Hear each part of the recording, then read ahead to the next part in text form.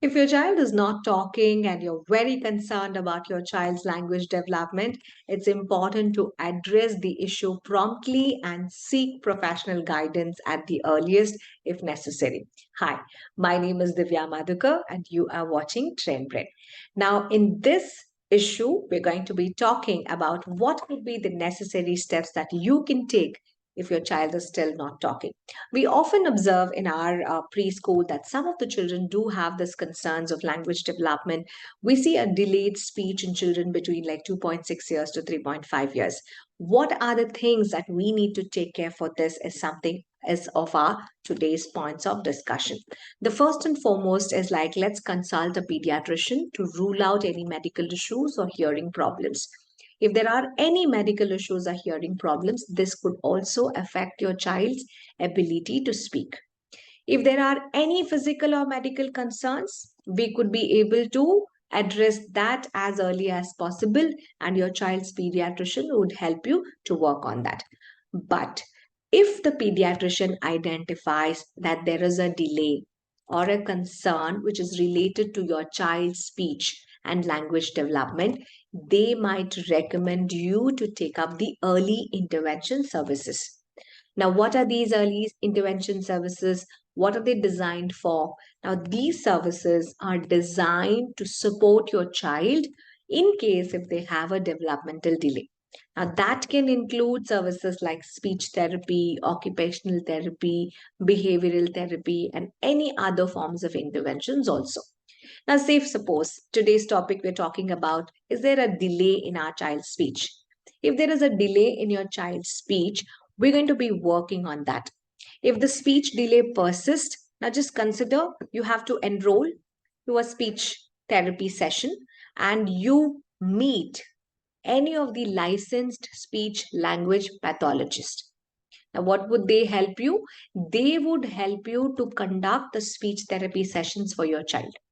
Now, is this necessary? Many of them do ask, ma'am, I'm talking to my child regularly. Is it still required? Definitely yes. Because the therapy is what they give is slightly different than how you do it at home. So, in a speech therapy, if at all, if you're consistent enough in working and giving those therapies, they can help your child to develop necessary communication skills. They would help them to improve your child's articulation. They help them to build your child's vocabulary. The more we encourage with consistent communication with your child by talking regularly to them, by using simple languages, by using clear language construction, when you start engaging with your child every day on these aspects and work with simple activities which promotes the language development, you will see a good amount of improvisation. Now, how could you do that? What are the different things that you can work on having a consistent communication? Books, get age appropriate books, keep reading to your child. Read books, sing songs, play interactive games. This is also one of the medium that you can actually work for communication. And always support a good environment. The environment has to be very, very nurturing, right? And do not put pressure on your child. Rather, talk about providing opportunities. Let them be as comfortable as possible. Let them take a little time. There's no hurry on that. But only thing what we need to remember, parents and teachers, is avoid putting pressure. What about non-verbal communication? See, when we work on speech development, they also encourage the child to communicate with non-verbal communication. So what are non-verbal? Like we can use gestures or facial expressions. The child can also point to certain objects. See, this will definitely help us bridge the gap between verbal communication. So it is like a bridging the gap. So until your child's vocabulary improvises, you can definitely take the help of these gestures. There's nothing wrong. And most importantly, you need to reduce the screen time. Many children these days are addicted to screen. Rather than the screen time, encourage face-to-face interaction. Okay, excessive screen time can also interfere in the child's communication, which many of them they don't know. The more you give them screen time, the more they play video games, the more they're addicted to television, they become passive. They don't interact. So let's avoid that. Let the child not know that you're completely shutting that, but you can consistently work on reducing the child's watching screen time. Okay. Now, if at all, if you have got any kind of doubts, like, many of them, they don't accept it at the first time. And they might say, no, my child is absolutely good enough. But in case, if at all, if you're very concerned and if you're doubting yourself, even 1%, there's nothing wrong to take a second opinion, right? Because you're very concerned about your child's own progress. So seek a second opinion from any other speech therapist or specialist and be patient. With children who have got speech delays, you got to be very patient. You got to be very supportive throughout the process because every child develops at their own pace. It's also important that you provide positive reinforcement. You encourage their journey completely towards language development. This is what, after all, we all want, right? See, remember, the key is you have to address this speech delay. You have to address this language delay. That's the reason we are looking into it, because we had a concern. So it is best, don't delay, seek professional guidance. If at all, if there is a possibility, you can also meet your child's teacher, because schools are the good platforms who can actually guide you to good, therapist. They can suggest you.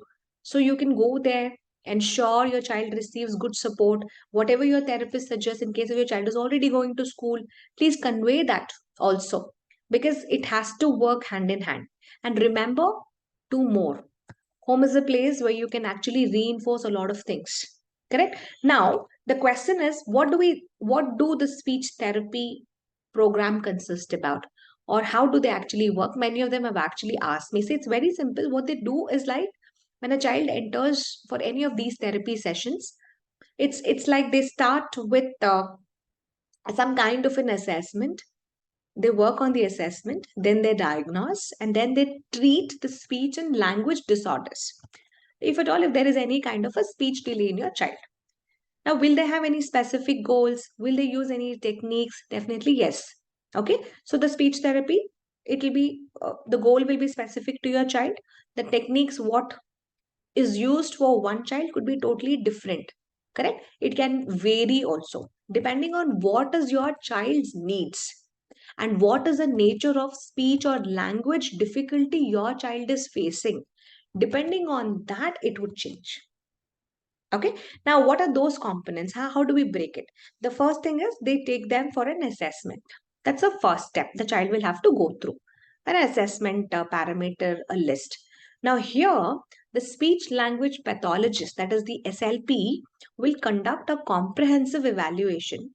They would identify certain specific areas of concerns what your child is facing. Now, when they work on that areas of concern, say for example, if the area of concern is pronunciation, the child is unable to articulate a particular sound, the child is not able to comprehend properly, the child is not able to express the language in a nice way, or the fluency is not proper, the child is stuttering certain words, and many more, right? So they work on all these evaluations and they identify where is the problem. Correct? So that would be very specific to your own child's concern. Once this evaluation is done, they work on individualized treatment plan. Correct? So based on these assessment results, now your speech therapist will work on a individualized treatment plan, which will be very specific to your child's needs and goals. Correct? And they would work on outlining what is the objective, what is the strategy, how should I achieve, how many sessions I would take, how to go about. So your plan will be ready. Now say suppose your child had difficulty in pronouncing the sounds. They put you under a articulation therapy. They help you to work on giving you uh, strategies wherein your child will be able to pronounce the sounds better. They would be able to say the words correctly. Now, this one can focus on helping to improve your child's clarity in speech. Sometimes we have noticed, no, if there is bus, the child might say but. If it is car, the child might say car. The r sound is not being heard. Correct? So, what we work on articulation therapy is that will involve many exercises which is going to target on specific sounds It can also work on involving your tongue and the lip exercises.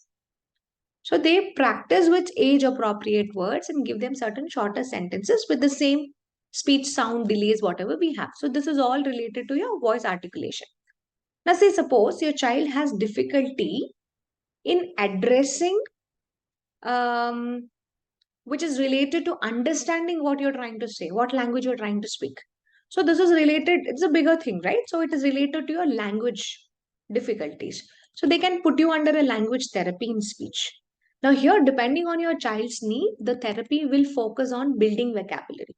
See, how will your child speak if the child does not know your language? If your child does not know the words which is involved to construct a sentence, correct? So your therapist would put you under a program wherein you will specifically work on building the vocabulary. The more and more the child starts to understand the words, they understand the meaning of it, they help them to work on constructing the sentences. Then comes the comprehension skills, wherein they would comprehend. So, all these would promote to the communication pragmatics, which is nothing but social language skills. Now, say for example, your child is also good with this, but they could still have difficulties. Children also stutter, right? So they would also stammer, they would stutter. The fluency is not proper when they're speaking something. So they have these disorders. So whenever we see children like this, we ask them to take up a fluency therapy. Your speech therapist will put them under a fluency program. So now this would aim only to work on improvising your child's fluency when they're speaking, to reduce that stammering, to reduce the stuttering when they're actually talking. So, what is the technique that they would use is like they would ask your child to speak slowly. They would also give you some easy speech, simple sentences to talk about. They can also ask you to work on breathing exercises, right? So all these would be their techniques and strategies. The more you practice on working on these techniques, wherein you go slow, you give them easy sentences to talk, you ask them to work on their breathing skill, right? So this reduces indirectly about the anxiety. The child is now not anxious about reading. See, half the job is already done. They're not anxious about whenever we ask them to say something or speak something, to read something. We definitely see, at least in my classes, in my school, I definitely have children who have these anxiety issues. When we ask them, stand up and read, why don't you read a paragraph? Children do become anxious sometimes and they start stuttering. See, it's not a disorder, I could say. It's just like the teacher will have to identify. If the teacher is unable to do that, you can definitely route them to a speech therapist and they would help you to work on these exercises. Now, all these things are still done, but still, some children will have difficulties when it is related to their voice. Correct? The vocal nodules, which are developed, like they have this kind of. We need to have a healthy vocal nodules, I could say, right? So, in case if at all if you have difficulty over there, your voice is not produced properly. Correct? The voice would not be developed properly, the sounds might not come out properly. That is when they put you under a voice therapy.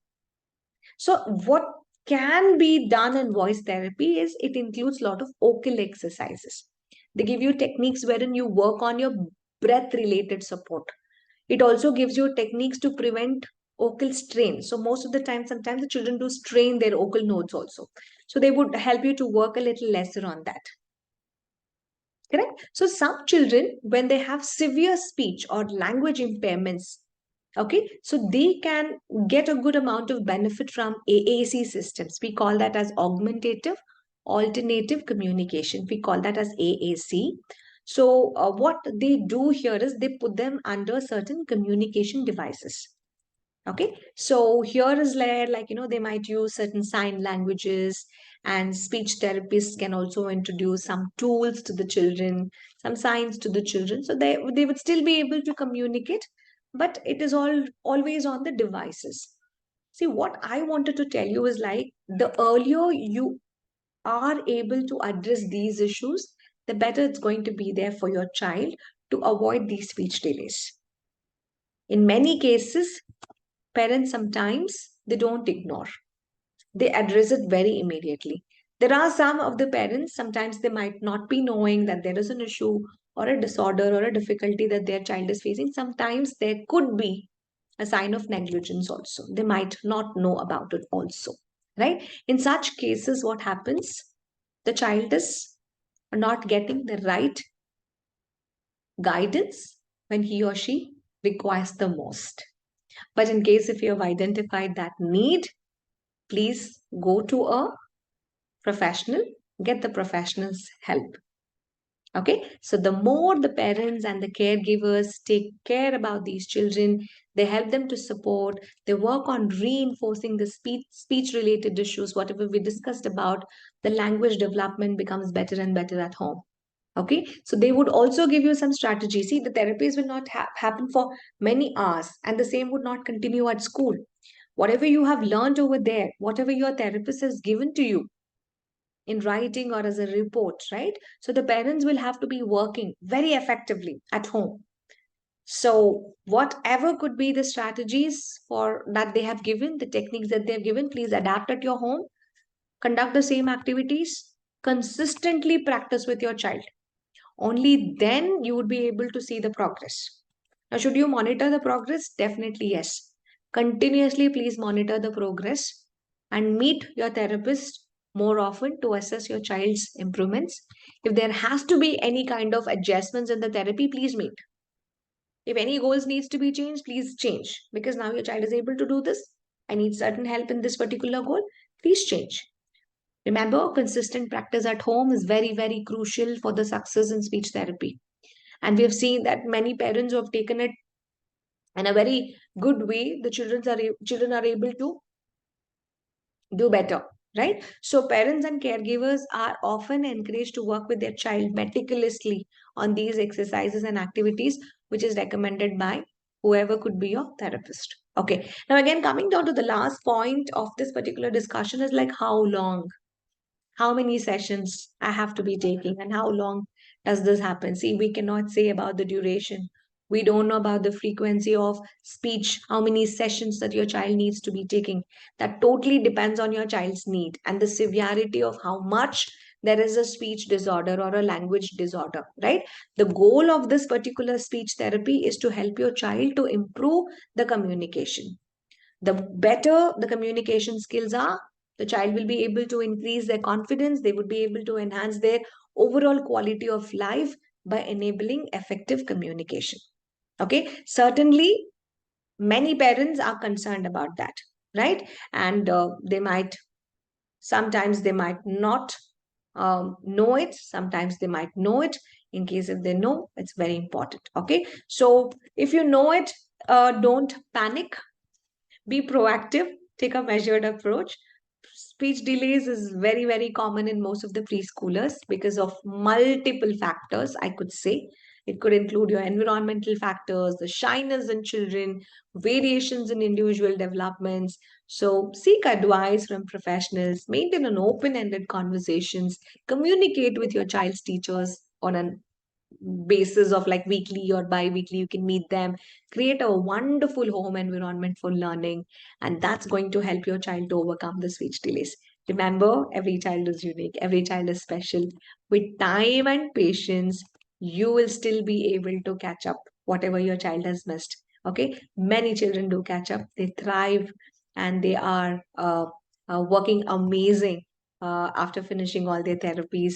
And we have seen very good improvements in most of the children who have taken up these therapies, which has always been helpful. Okay, so this is something. So in case if you found this particular lesson very helpful, please do share it. In case if any of the parents do need it, let me know. And if at all, if you have missed out any of the points and something has worked better for you, kindly express in the comments below. Okay, so it is just as per my knowledge. I have not done any kind of a research on these particular things. Whatever I've known, I've just put it on this particular video because it might be helpful for somebody. And if you know any other things that can be helpful to all of us, write it down in the comments, and we can definitely share the joy of helping one another. And let's celebrate the progress and continuously monitor children and guide them if they have any speech delays in our classrooms or at our homes.